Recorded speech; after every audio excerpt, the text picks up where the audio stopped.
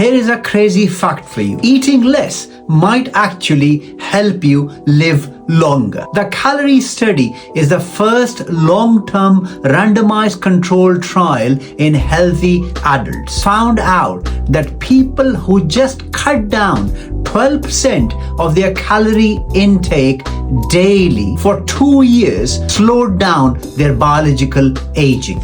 Calorie restriction reduces inflammation, it lowers your blood pressure, and it reduces the risk of heart disease. We have known from animal studies that calorie restriction extends lifespan. But this study provides solid human evidence. And here is the good news. You don't have to starve yourself. Just little swaps like cutting sugary drinks, late night snacks, and oversized portions can give your body the longevity boost. So eat a little less and live a little longer.